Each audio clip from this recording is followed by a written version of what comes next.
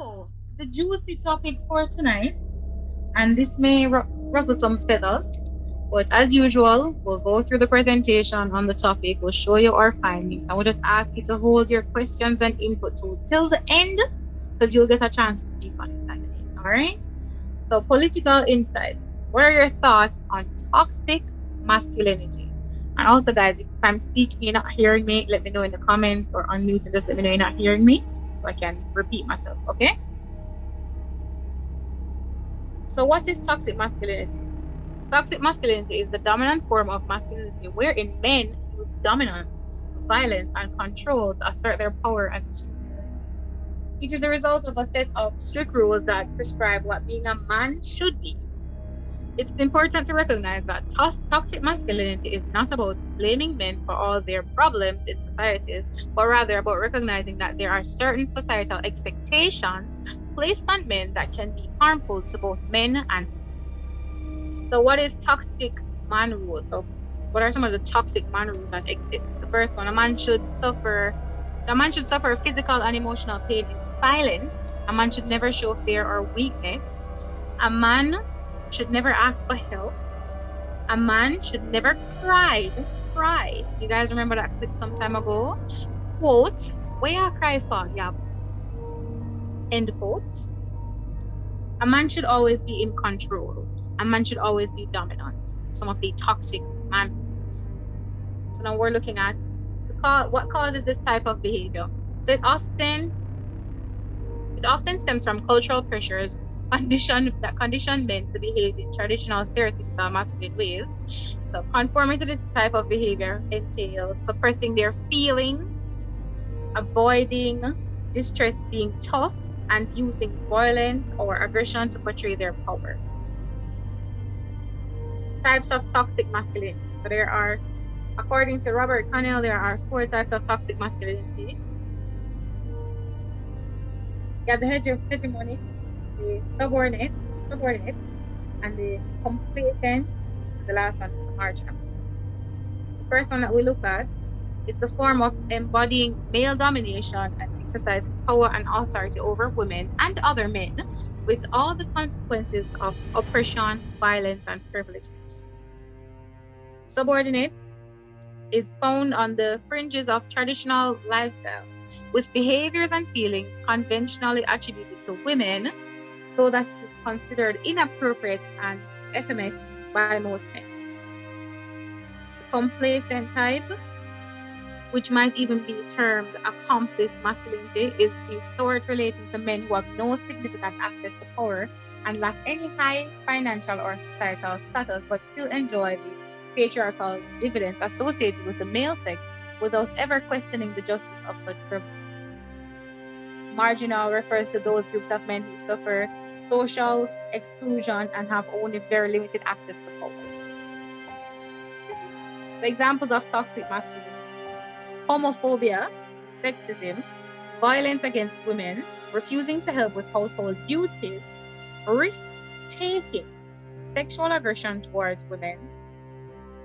Anybody want to pronounce that word there? I'm not gonna pretend I know how. Go ahead and say it. That's Stoicism. stoicism. How is that toxic? Ridiculous. Stoicism. Thank you very much. Violence.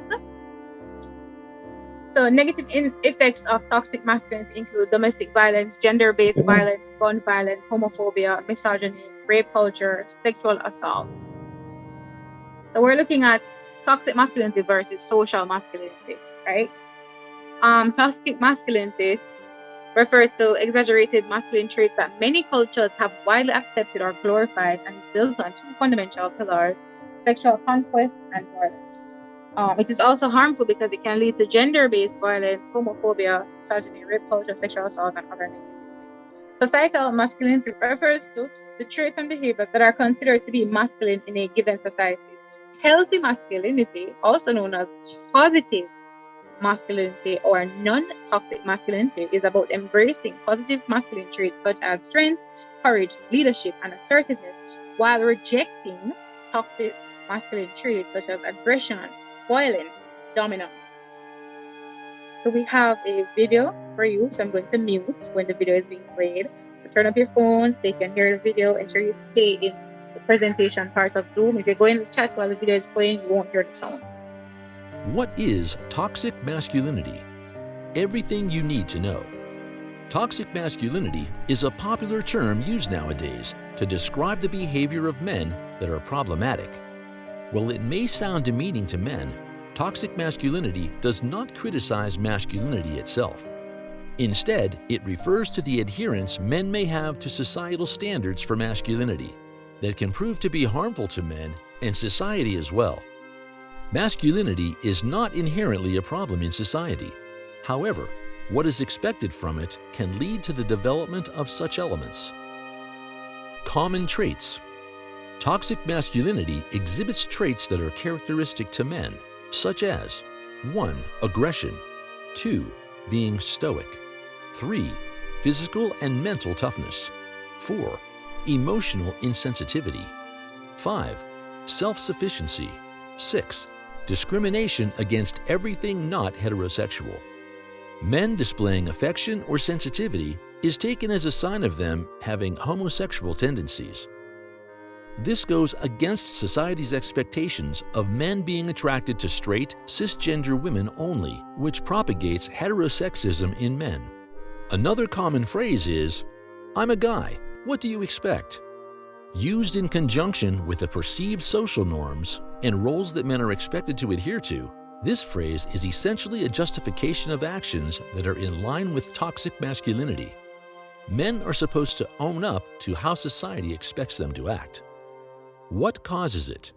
Toxic masculinity is not inherent to men. It is not genetic. A single cause for it cannot be pinpointed, since it has to do with the societal perception of men. The perception has been developed over millennia and has been influenced by culture, religion, and economic conditions. Moreover, it can vary across age groups and can also show differences according to classes. However, all experts agree that society reinforces and nurtures toxic masculinity. Several studies have discussed the negative effects of toxic masculinity on a man's health. While it is commonly seen as harmful to others, men face real harm because of it. Adhering to it is believed to affect the physical and mental health of men. It can result in depression and poor sleep. Men are less likely to seek problems for both physical and mental issues because they do not want to be seen as weak by society. Impact on society. The effects of toxic masculinity on society are widely studied and reported.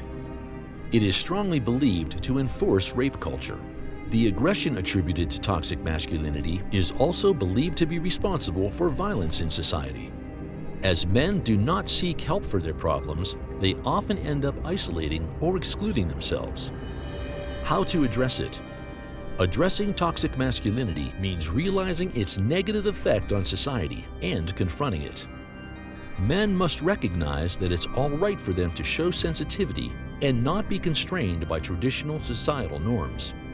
Men need to be okay with who they are, ready to have the tough conversations that can help them confront toxic masculinity. After that, it's all about doing the work. We have one more video, guys. They can start raising their hands from now, because I'm sure we have a lot to say. One more video, and then we can take it from here. So they can start raising your hands from now. The cue will be in order of when you raise your hand. All right. My son is still on Dalvin said he's wondering if some of this is April Fool's prank. All right. So watching the next video now, guys. My son just fell in the store and hurt himself, and he began to cry. He said it hurt really bad. And then out of nowhere, a man appeared to give his unsolicited advice. At first, I was terrified because nobody asked for it. He told my son to toughen up, that he wasn't in pain, and that boys don't cry. What I wanted to do was take that watermelon and shove it inside of his ass until it came out of his mother. But I didn't do that. I explained to him that a lot of men don't know how to express their emotions now because they were forced to suppress it at a young age. I also explained to him that toxic masculinity doesn't make you more of a man, but more so of an ass that everybody hates, but people just kind of tolerate. The sad reality is that some people aren't raising up little boys.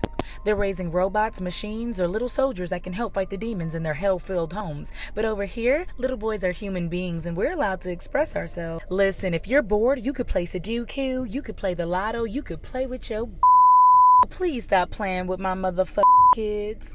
Okay. Alright, so see some hands in the queue. We're going to take them in that order. I'm going to suggest you raise your hand now, because once we've taken all the hands, we'll be moving to the next segment.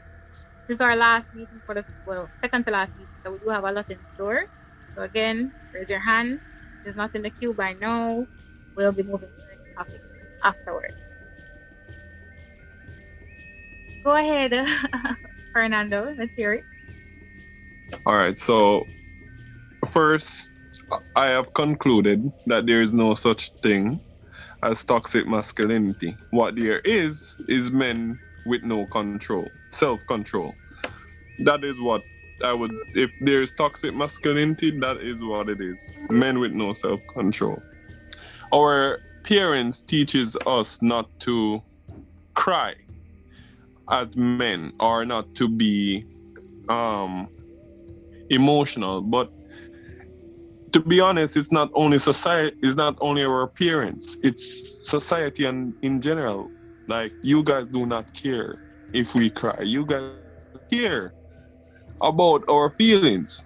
So what we have to do is understand that once when we men show vulnerability, it's used against us. So what we should do, we should become the strongest version of ourselves, even when we are not.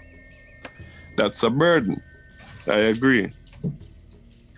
To tell men that it is okay to fail, toxic. To just feel complacent in what they to feel complacent, to feel comfortable. Oh, I failed, I can try again next year. But that's not how men are designed. We are designed, we have a burden of performance. If we don't perform, society punishes us by, we're not going to have money to feed our kids, or if we get them, we are not even have money to feed ourselves, much less. We ain't gonna get a girl because she needs to be taken care of. We're going to be called bums, good for nothing, all of these things.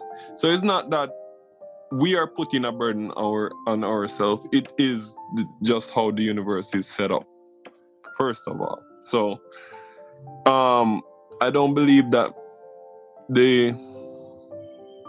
I believe that men with no self-control, yes, they contribute to violence, the rape society, if there's a society. But masculinity is self-control. Masculinity is doing the things that are difficult, or doing the things that you don't want to do, but you do them anyway. You're going a step further than ever, meaning that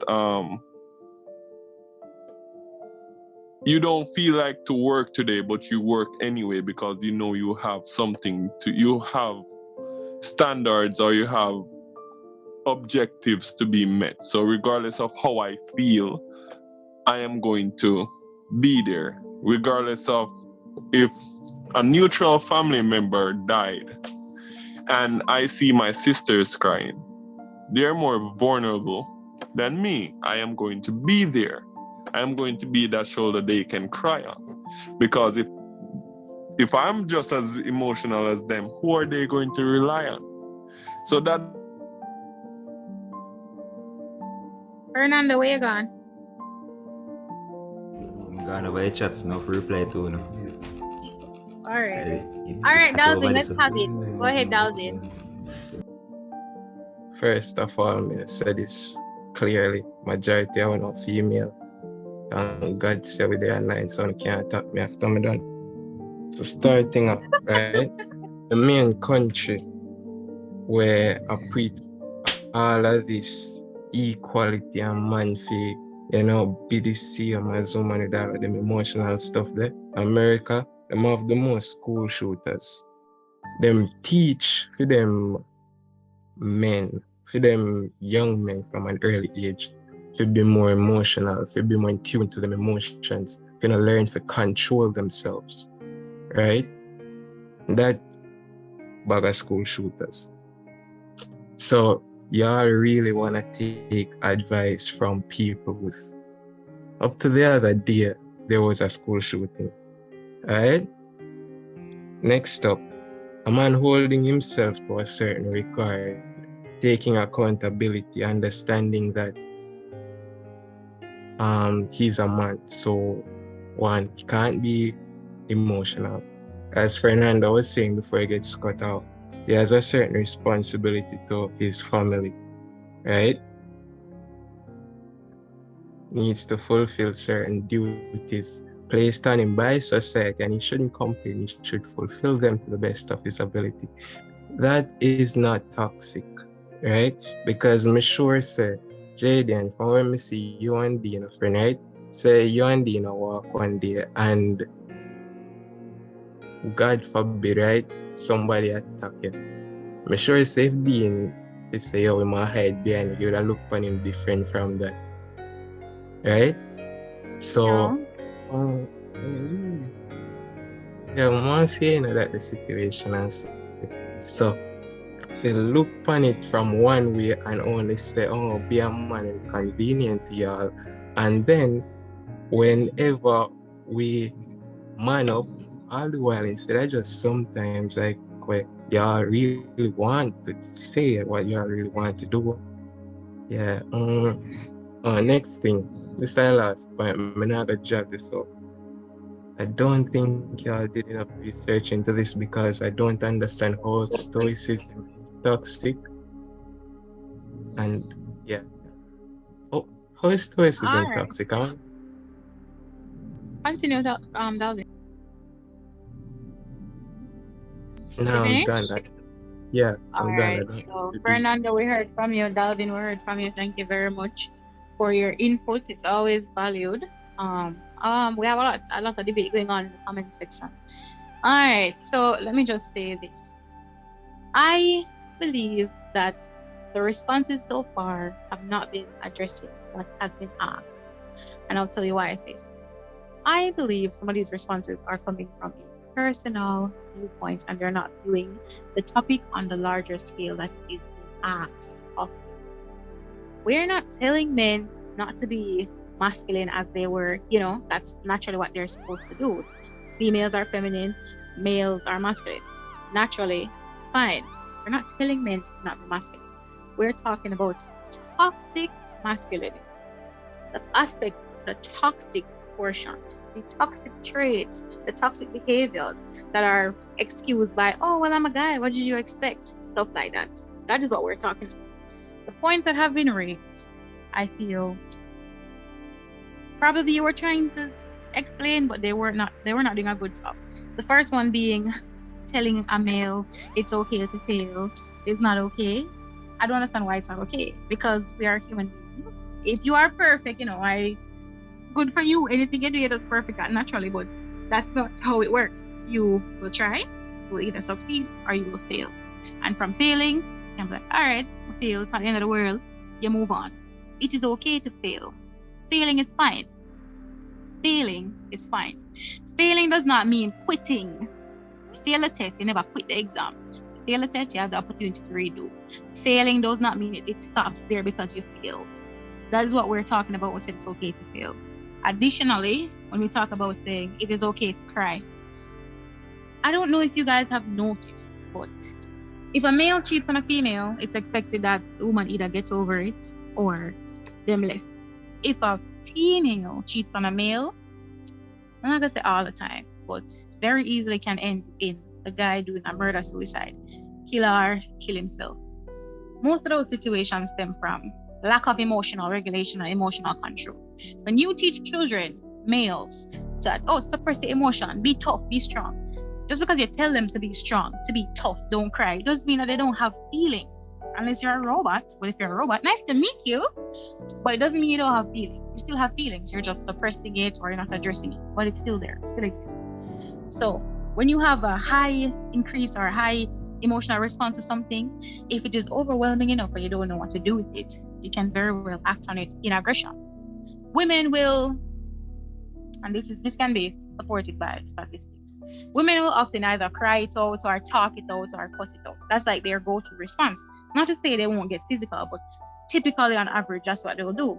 Men on average will use aggression, like probably them punch a wall and punch something, like that's just what they do. And that also can be accredited by the testosterone and the difference in hormones and stuff. But if you teach them how to do emotional control, some of these impulsive and aggressive behavioral traits that they have would either be non-existent or better controlled.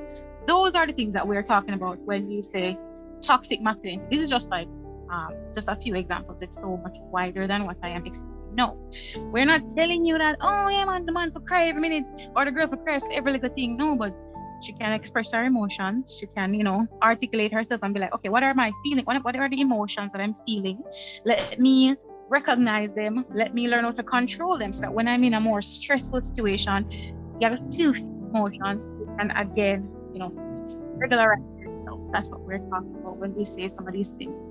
So I don't think Super's chat so far have really addressed the topic at hand that we're trying to discuss. We're not trying to say males should not be men. We're not saying that there should be feminine or women. We're talking about the toxic or the unhealthy ways that they glorify masculinity, which is the toxic masculinity. Because as we shown in the presentation, there is healthy masculinity or non-toxic masculinity. Those are the areas that we're talking about. So if you're going to mention some of those points to argue your point, no problem. You just have to present it in a way where we can actually relate and from your perspective. But the way that was presented so far, I don't think you were looking on the bigger picture. Another example was when it was mentioned to say, oh, well, you guys in society tell us not to cry and not to do this. Society is made up of people. The majority decide what is normal in society. It's not by one single person who say, never do this and everybody run with it. It's what persons collectively agree to say, okay, let's do this or let's agree to this. Right?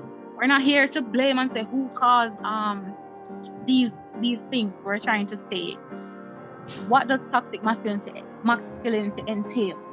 Why is it not good? Or why is it fine? Also to discredit that it doesn't exist. I don't know. I think you need to have more supportive evidence or more to say than just, oh, it doesn't exist. You don't think it exists. Okay, why don't it exist? With actual debatable topics and points, why you just say no exist? Oh, can I respond? No. What? Let me check the queue, sir. Wait. All right. Not seeing any takers. Go ahead, Fernando. Based on the time, though, we're gonna put 90 seconds on the clock. All right. Okay. So times 2 speed. So first off, right? The reason why it doesn't exist, right? Why masculinity cannot be toxic is because it's around self-control. It's around self-control. Everything that you guys explain is men that are out of control. A man that abuses women, a man that either commits self-delete or delete someone else, he lose control. It cannot be in the regards of masculinity. No, again, you will say it's okay for us to cry, right? And the moment we start crying, no, as I said, no one, it's either a turn off or no one cares.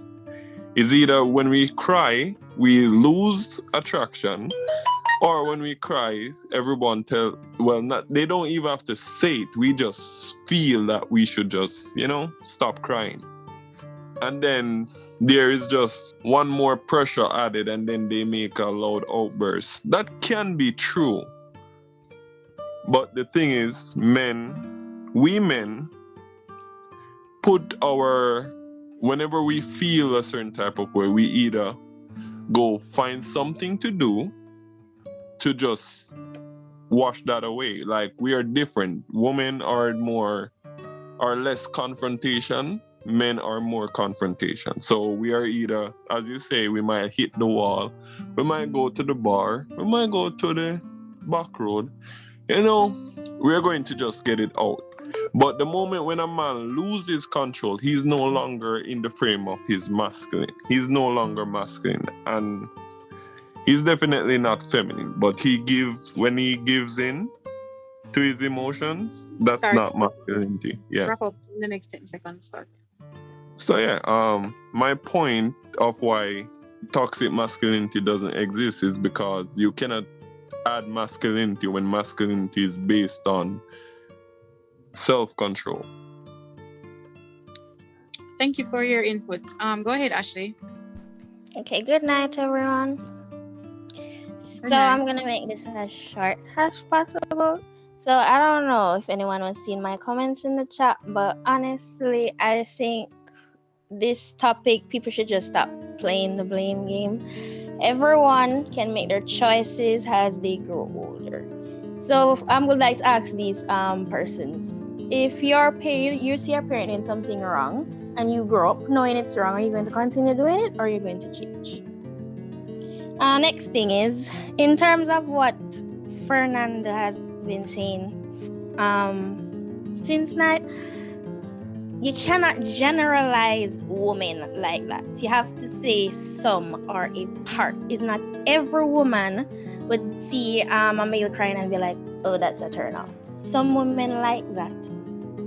Some women enjoy seeing their partner like that because they feel like, oh, their partner trusts me enough to show their emotions in front of me. So, and the next thing, the blame game again. So, okay, I'm a female. My father tells me to toughen up to face the world. Does that mean I'm supposed to start acting like a man? That's just my take on it. Just stop playing the blame game. Thank you very much for that. Oh, you guys always wait till last minute to start raising honey. Mr. Muda, let us hear it. And then we'll be moving on to the next section. All right, night. So I've been listening to all that has been said, and you're right. It's a topic that can range forever, But one of the very first things that came to mind was how toxic masculinity really affects a relationship. A lot of people really don't know that that's the underlying issue to some relationships, because when you have your partner who is not opening up to you and he refuses to open up to you because he's not used to communicating his feelings, it can make things difficult because you really don't know what he's thinking or what he's feeling, even when you guys are trying to come to a resolve with some point in the relationship. And God forbid he does, break down that little wall, he ends up feeling extremely vulnerable. And I understand from the male's point of view where that's concerned, why that vulnerability now they end up feeling exposed. And that takes away majority of one of the elements that a male in general is really comprised of, which males are built on egos somewhat.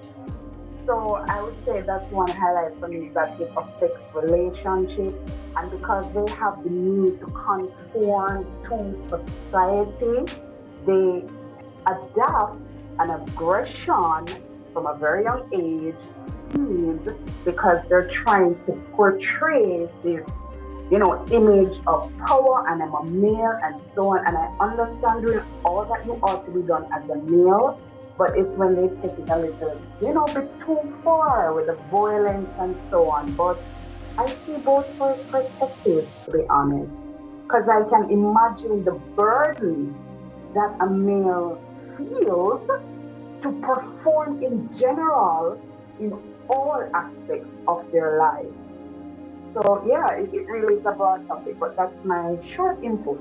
Yeah. Thank you very much for hearing. Thank you guys for your participation in this section. We knew it would be a little rowdy. Can be a sensitive topic because there are so many varied opinions. I appreciate the open mindedness to listen to each other and just converse in a respectful manner.